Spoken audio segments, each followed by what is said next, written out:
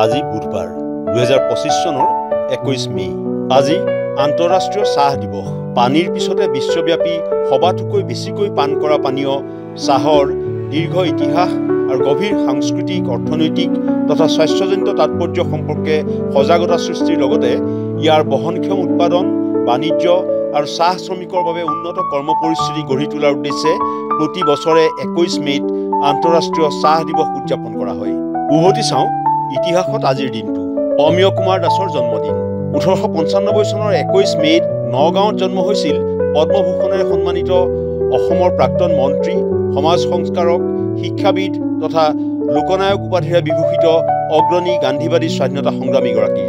আনন্দৰাম বৰুৱাৰ জন্মদিন 1850 চনৰ 21 মে'ত উত্তৰ গুৱাহাটীত জন্ম হৈছিল অসমৰ প্ৰথম স্নাতক আৰু ভাৰতৰ পঞ্চম তথা প্ৰথম অসমীয়া ICS বিষয়া হিচাপে পৰিগণিত সংস্কৃত ভাষাৰ বিদগ্ধ পণ্ডিতগৰাকীৰ।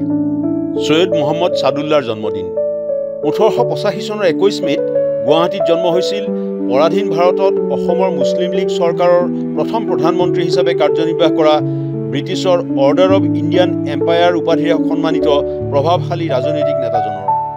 ৰাজীৱ গান্ধীৰ মৃত্যু 1991 চনৰ 21 মে'ত 46 বছৰ বয়সত তামিলনাডুৰ শ্ৰীপেৰুম্বুদুৰত LTTৰ আত্মঘাতী বোমা বিস্ফোৰণত নিহত হৈছিল মৰণোত্তৰ ভাৰতৰত্নৰে সন্মানিত ভাৰতৰ প্ৰাক্তন প্ৰধানমন্ত্ৰীগৰাকীৰ। দেশৰ কনিষ্ঠতম প্ৰধানমন্ত্ৰী হিচাপে পৰিগণিত ৰাজীৱ গান্ধীৰ মৃত্যুৰ দিনটো ভাৰতত সন্ত্ৰাসবাদ বিৰোধী দিৱস হিচাপে পালন কৰা হয়। সুন্দৰলাল বহুগুণাৰ মৃত্যু 2021 চনৰ 21 মে'ত 94 বছৰ বয়সত উত্তৰাখণ্ডৰ ঋষিকেশত মৃত্যু হৈছিল বৃক্ষক আঁকোৱালি ধৰি সুৰক্ষা প্ৰদান কৰা অভিনৱ চিপকো আন্দোলনৰ প্ৰৱৰ্তক, হিমালয়ৰ বনাঞ্চল সংৰক্ষণ আৰু তেহৰী বান্ধ বিৰোধী আন্দোলনৰ নেতৃত্ব প্ৰদান কৰা পদ্মবিভূষণ আৰু যমুনালাল বাজাজ বঁটাৰে সন্মানিত প্ৰসিদ্ধ ভাৰতীয় পৰিৱেশবিদগৰাকীৰ। তিলমিজুৰ ৰহমানৰ মৃত্যু 2024 চনৰ 21 মে'ত 95 বছৰ বয়সত গুৱাহাটীত মৃত্যু হৈছিল ৰঙা পুলিচ, ললিতা, চামেলি মেমচাব, বনহংস, ধৰ্মকায় আদি বহু অসমীয়া চিনেমাত মনোগ্ৰাহী অভিনয়ৰ বাবে জনাজাত মঞ্চ আৰু চলচ্চিত্ৰৰ জনপ্ৰিয় অভিনেতাজনৰ। হাতুৰিৰে ভাঙিলে এঞ্জেলৰ ভাস্কৰ্য পিয়েটা 1972 চনৰ 21 মে'ত ছেইণ্ট পিটাৰ বেচিলিকাত মাইকেল এঞ্জেলৰ কিংবদন্তি ভাস্কৰ্য পিয়েটাত এজন মানসিকভাৱে অসুস্থ ব্যক্তিয়ে হাতুৰিৰে কোবাই মেৰীৰ মুখ আৰু বাহুৰ বেয়াকৈ ক্ষতিসাধন কৰে। পিছত ভাস্কৰ্যটো পুনৰ নিৰ্মাণ কৰা হয় আৰু এতিয়া বুলেট প্ৰুফ কাছৰ আঁৰত সুৰক্ষিত কৰা হৈছে। নিউয়ৰ্কত নৱম ষ্ট্ৰীট শ্ব' মুকলি 1951 চনৰ 21 মে'ত নিউয়ৰ্কত বিমূৰ্ত এক্সপ্ৰেছনিজিমৰ উত্থান ঘটোৱা কলা প্ৰদৰ্শনী বিখ্যাত নৱম ষ্ট্ৰীট শ্ব' মুকলি কৰা হয়। লিঅ' কেষ্টেলিৰ দ্বাৰা আয়োজিত জেকচন পলক আৰু উইলিয়াম ডি কুনিঙৰ দৰে শিল্পীৰ কৰ্মৰাজি প্ৰদৰ্শন কৰা এই শিল্প প্ৰদৰ্শনীখনে এক সাহসী নতুন কলা পৰম্পৰাৰ জন্ম দিয়ে। ফিফাৰ প্ৰতিষ্ঠা 1904 চনৰ 21 মে'ত পেৰিছত প্ৰতিষ্ঠা হৈছিল বিশ্বকাপ ফুটবলৰ আয়োজক, বিশ্ব ফুটবলৰ নিয়ন্ত্ৰক সংস্থা federation international D football association.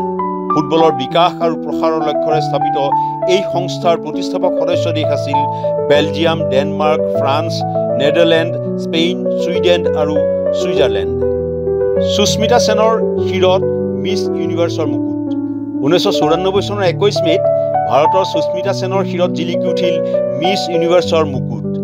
ফিলিপাইনছৰ মেনিলাত ব্ৰহ্মাণ্ড সুন্দৰীৰ খিতাপ অৰ্জন কৰা 18 বছৰীয়া সুস্মিতা সেন এই সন্মান লাভ কৰা প্ৰথমগৰাকী ভাৰতীয় সুন্দৰী হিচাপে পৰিগণিত হয়। ধঁপাত নিয়ন্ত্ৰণ ফ্ৰেমৱৰ্ক চুক্তি 2003 চনৰ 21 মে'ত বিশ্ব স্বাস্থ্য সন্মিলনে ছুইজাৰলেণ্ডৰ জেনেভাত বিশ্ব স্বাস্থ্য সংস্থাৰ ধঁপাত নিয়ন্ত্ৰক ফ্ৰেমৱৰ্ক চুক্তি গ্ৰহণ কৰে। বিশ্বৰ বহু দেশে প্ৰমাণভিত্তিক ব্যৱস্থা ৰূপায়ণৰ প্ৰতিশ্ৰুতিৰে ধঁপাত মহামাৰীৰ বিৰুদ্ধে যুঁজ দিয়াৰ এই আন্তঃৰাষ্ট্ৰীয় বুজাবুজিৰ চুক্তিত স্বাক্ষৰ আৰু অনুমোদন জনায়। মাইক্ৰছফ্টৰ Xbox One মুকলি 2013 চনৰ 21 মে'ত মাইক্ৰছফ্টে ৱাশ্বিংটনৰ মুখ্য কাৰ্যালয়ত অল ইন ওৱান গেমিং আৰু মনোৰঞ্জন ব্যৱস্থা Xbox One মুকলি কৰে।